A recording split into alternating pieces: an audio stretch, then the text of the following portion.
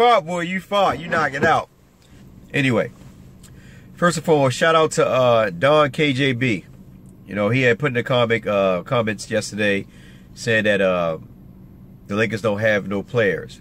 You know, they're trash. Luke, they didn't put nobody around Lonzo Ball. And truthfully, to be honest with you, I've been saying that over and over again. The only thing I don't agree with you is that the Lakers are not trash. And the reason why I say that is this. Luke Walton, you have to understand, first and foremost, Luke Walton is a rookie coach.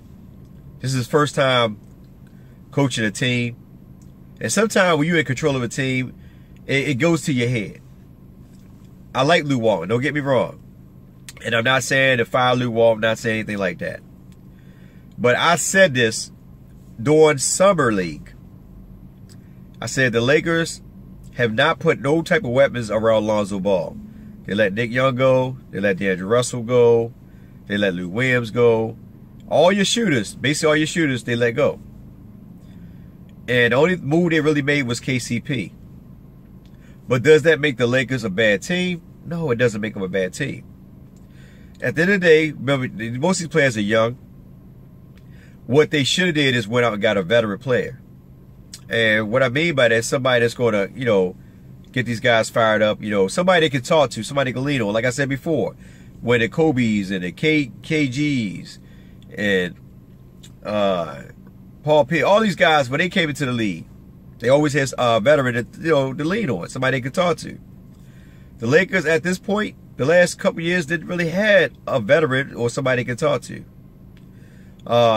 Kobe was there, but I told you guys over and over again how I feel about Kobe. I like Kobe, but I think that last year Kobe should have basically took a back seat and helped the young players develop. He waited till after the season was over, once he got his records and everything out of the way, then he come back and say, hey, I can help the guys out if you need my help, my assistance. Well, you was on the team. But that's years back. I'm not going to go on the past. But do the Lakers have a bad team? And once again, I say no. Everything goes hand in hand, from Magic Johnson to Luke Walton to the players. Now, do I believe that Luke Walton would start Randall if it was up to Luke? I don't know. The reason why I'm saying that, I don't want to put all on Magic Johnson because I'm not in the locker room to make those decisions. That's only my opinion. And I go according to what I see and what I listen to. Now, with that being said, first and foremost, we know that Lonzo Ball does not have no type of weapons around him shooting-wise. All the players are inconsistent. I mean, all of them are inconsistent shooters. But does that mean that they have bad players? No. At the end of the day, you can make good with what you have. The West is not that potent. Matter of fact, the West and the East are not that potent as they used to be. And the reason why I say that, because a lot of players are jumping ship and going pile up on one team. So if you look at the West, you got the Warriors, the Spurs, always the Spurs, the Warriors, the Spurs, the Rockets, Minnesota. Then after that, everybody else is in a nutshell. Yeah, you can throw New Orleans in there, but New Orleans is an up and down team. Just because they got two powerhouses does not mean they're gonna be a star, you know, a star caliber type of team. Saying they with the Clippers, you know, they lost Chris Paul. Will they be a stud team? Not really. I mean, they some of them teams will get 45 games, but you have opportunity where from 5 on down, you have an opportunity to get within those rankings to make a 8 seed or 7 seed. In the East, you already see what's going on in the East. I don't even have to explain that. I mean, you already know Boston's the top 10. After that, everybody else just fall by the wayside. Even the Cavaliers, they're struggling. But that's until IT come. IT come, things might change, but we don't know. But that's why I say the Lakers, if Luke Walton would coach them according to what's best for the team, we will win a lot of games. Like I said at the end of the day, we could do that last year. Last year, we could have made the playoff last year. But the rotation, time management, and Luke Walton's a lot of rookie coaching mistakes hurt the team going to the playoff, getting a chance to go to the playoff. Now here it is, we got the same situation this year. Now last year we didn't have a bad team last year. You know, I think on paper we pretty were decent. You know what I mean? You know, and like I said, we had a chance to make the playoff last year. Then you look at this year. You know, we went out and got a whole bunch of defensive players. We let a lot of shooting players go. A lot of people are excited about that. Yeah, we need defense, this and that. Well, defense is taught. You know, and at the end of the day, you know, defense is taught, and also it's basically on your mental, you know what I mean? How much you want it. Luke Walton is a passive coach. He's not really, I don't see him as coming off aggressive. Now, he might pick and choose his battles. He might say something to Julius Randle, but don't say something to Lonzo Ball. That's how I look at it. Now, is it true? I don't know. But if you just watch his interviews, he don't really talk bad about certain players, but he will call out the other ones. And it's obvious. So that's why I go off of that and say, well, you know what? He's picking with this one, but he's not picking with that. And that's hypocritical to me, because what it does, it brings a lot of, it damages the mood within your team, your players. Okay, he's picking on me. He's like you in school. I'm being picked on, but no one else is being talked to. That's anyway, job, whatever it may be. I feel like I'm being discriminated against, but this one's not being said on because he's being lifted on a pedestal. He can't do no wrong, but no matter what I do, Luke, you know, the front office and the fan base will come and tear me apart. You know what I mean? So to me, and I'm jumping off a little bit here. Luke Walton, like I said before, and I keep telling you guys over and over again, if Luke Walton would just start Julius Randle at the power forward spot and Brook Lopez at the center, Kuzma at the 3, bring KCP and Jordan Clarkson off the bench with Larry Nance, either let Zoo block or Bryant play that 5, coming in or rotate, know how they want to do it, and you have Lonzo Ball and Brandon Ingram at the the backcourt, the Lakers probably will be more successful that way. And a lot of people say, well, we need KCP to play defense. Well, to be honest with you, Brandon Ingram's not a bad defender. And he had that long wingspan. Lonzo Ball, he's an average defender. He's not bad. He's an average defender, but he does get back. Like when he had 4 blocks. A couple of those blocks came from behind him, after being, the guard breaking him down and running to the, going to the paint for a layup, he come behind and block it. And I like that. He didn't give up on the play. A lot of guards will give up on the play. So, in reality of it, you got to put the best weapons out there that we have to work with in order to help Lonzo Ball. That's how I look at it. And Lonzo Ball can really look good. If you look at the game where Jordan Clarkson and Julius Randle come in, Jordan Clarkson will feed Julius Randle easy layups, easy dunk. Lonzo Ball can do the exact same thing. You know what I mean? You got to think about it. Brook Lopez stop out, because Brook Lopez is not an interior type of scorer. He's not a bank by type of scorer, finesse player. So Brook Lopez, his better game is outside. Shoot your jumpers, 10 to 15 foot jumpers up to 23 feet. That's his game. Julius Randle, his game is down low. So you play him according to their strength. Lonzo Ball, get the ball, bring it down, break the defense down, go, drive the paint. He kicks an easy play out to Julius Randle for easy dunk. You see what Julius Randle do down low. He's very physical. Then, he can shoot, pass it out to Brook Lopez for an easy 10, 15 foot jumper. And it works according to the game. Brandon Ingram, okay, well, Brandon Ingram helped Lonzo Ball bring the ball down. Brandon Ingram actually set Lonzo Ball up for easy shots, because that's what they did at UCLA. It was always Lonzo Ball bring the ball down. He was his other guard who was the point guard who became the 2, and he actually passed the rock to Lonzo. So they could use Brandon Ingram like that. Brandon Ingram, I don't mind Brandon Ingram being aggressive to the paint, but sometimes he doesn't lift his head up. There's sometimes there will be players on the wing that he can actually pass to. But as time gets on, he will develop that. I'm not going to beat Brandon Ingram down, because every year I see Brandon Ingram getting better. This year he's taking it to the rack. He said, okay, well, I ain't hit the shot. Let me take it to the rack.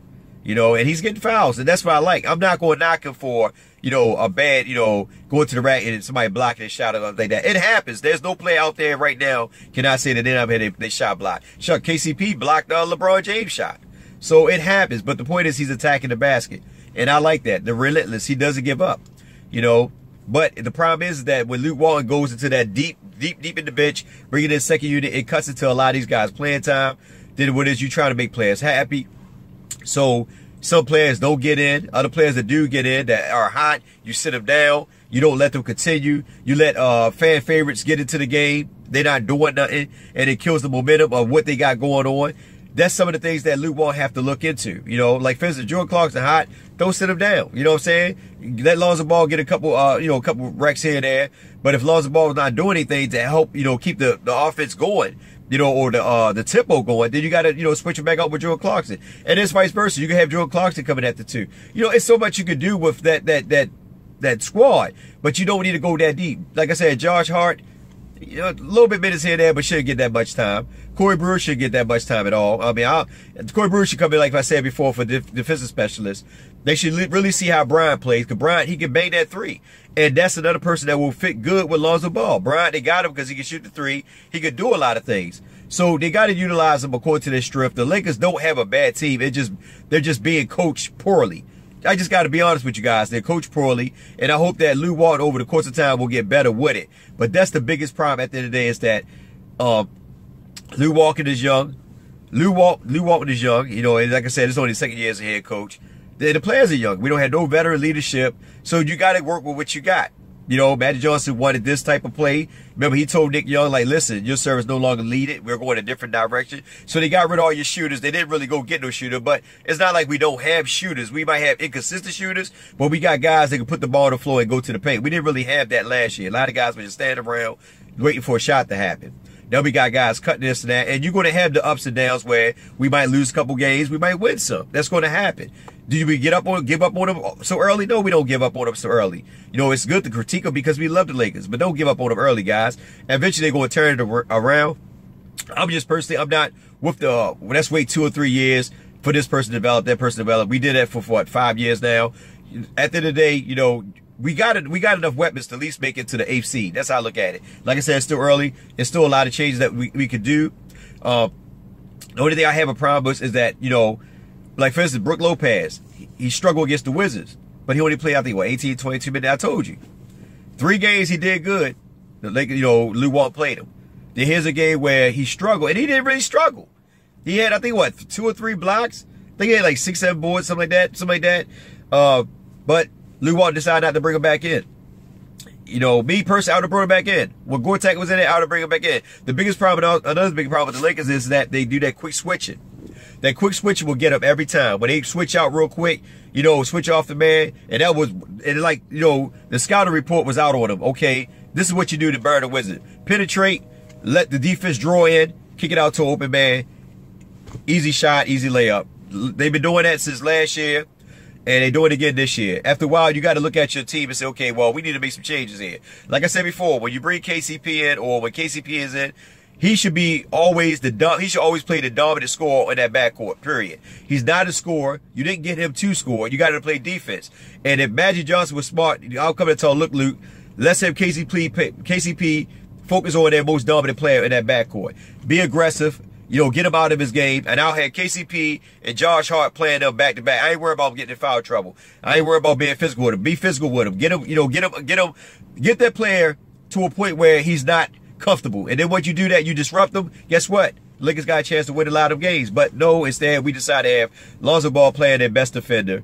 And when you chase a good defender around, after a while you get tired. So when you're on offense, you don't play according to your play style because you're too tired. You're chasing this offender. You're chasing their top scorer around, their guard around all day, and then you get on there and you're just like, you're tired. But at the end of the day, we don't have bad players. It's just that they're not coached correctly.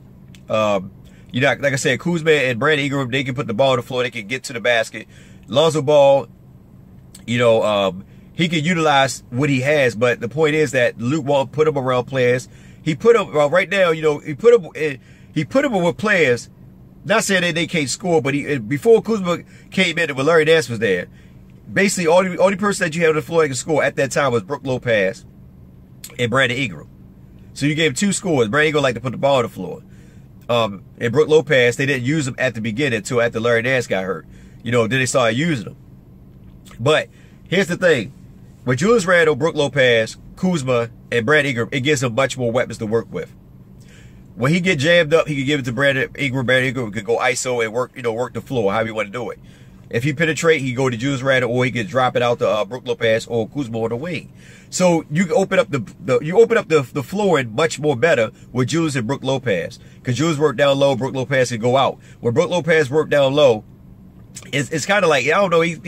To me, he's not a physical center down low. He tries, but he's just not. You know, you can see it in his game. That's not his game. His game is to stop out, you know, pop out and make the jumper. That's his game.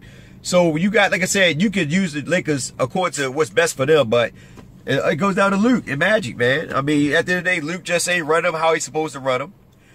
Excuse me. Luke ain't running how he's supposed to run them. So you'll have fans saying that, that it's a bad team. It's not really a bad team. It's just that you're not putting them in a situation that help them win according to their strength.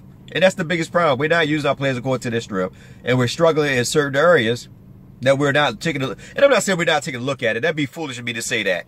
You know, because at the end of the day, I know they go back, look at the tapes, you know, and they go into practice and say, okay, this is what we need to work on. That's what we need to work on. The only biggest problem I had with Luke Walton is his rotation and his time management. That's the only problem. Not really, his time management ain't bad this year. Let me make sure I correct that. His worst problem is his rotation. Line-up rotation. That's what it is. So over the course of the year, we were open to see Luke Walton start messing around with it. Eventually, you know, he'd let Julius Randle start. Is that you don't have to put Kuzma and Julius and Larry Nance all at the power forward spot. You gotta let Kuzma play that 3. You gotta let him play that 3. And I think Kuzma would be good playing that 3, man. You got somebody that's 6'9" that can shoot over a lot of guards. I mean, a lot of small forwards. Then you got Brandon Ingram, who's almost 7 feet tall, who can shoot over a lot of guards and post them up down low. It makes more sense to me. I mean, because like at the end of the day, we're going to play good defense, but we got to find a way to get score and get some stops. So if we get these guys to score and let the other teams match up against us, you know, because we're not matching up against them. You know, Julius Randle playing 7-footers, you know, I mean, they shoot right over Julius Randle, you know, so it'll make them say, I mean, Julius Randle can, you know, they won't be able to push Julius Randle off the block to basically have them, you know, try to get down and get a better low post move. So we ain't got to worry about that. But I think that at the end of the day, Julius Randle should be playing power forward. Kuzma played the 3. Brook Lopez played the center. And Brandon Ingram and Alonzo at the backcourt position. And you got KCP and Joe Clarkson come off the bench with Larry Nance. That way Joe Clarkson can do whatever he want to do. And it make more sense to me, you know, because you got your top players coming off the bench. At least only have one top player come off the bench. Not 2. We can't have that NBA 2K stuff. That's why I tell people, we ain't got a bad team. We just run it like the NBA 2K. If you watch NBA 2K, let the computer rotate your players in and out. You'll see what I'm talking about. If you let them rotate your players in and out, you're like, damn, that's what Luke Walton does. I'm telling you, he rotate the players out like NBA 2K. Exactly like NBA 2K. Seriously, that's how he rotate them out. Anyway, it's your man Urban Lover. Just want to make this quick video. Like I said, we lost to the Wizards, but it is what it is, man. I'm still love my team, man. I just want to critique them. Let the young dude know that, you know, we don't have a bad team, man. It's just that they're poorly coached. You know, and you got to understand that Luke Walton is a rookie coach. So just like we give the players the benefit of the doubt, we got to give Luke Walton the benefit of the doubt. Yeah, I get upset with Luke Walton when he make bonehead, you know, decisions, stuff like that. But you know what? You got to love the man. I like him. I like Luke Walton. I ain't going to sit there and act like I don't like him. You know what I mean? I do love him. You know what I mean? I just hope that they actually really use these players, man. And like I told you, this is my last thing. I'm going to let y'all go because it's almost 18 minutes in this video. When people say that the Lakers are developing their players, I don't believe that hype. I'm sorry. The Lakers want to win. The reason why I say that, because if they were developing players, then they would have Zubac and my man Thomas Bryant. But because they don't have none of them in, they're not developing the players. If they would develop, like I said, if they would develop a player, they had them in. They want to win games. So don't get caught up in the hype. Anyway, it's your man Urban Lover. Like, share, subscribe, get in the comment section. Tell what you like. Yeah, I know it's cold out here, man. I'm in Maryland, man. It's freezing out here. You know, like, you know, I'm looking like let me shut up. I don't want to say that because I don't want people to get upset. Anyway, y'all take care. Have a blessed one. I love you guys. Be safe out there. Get in the comment section. Let's get this discussion going. I ain't got nothing to do tonight. I'm waiting for you.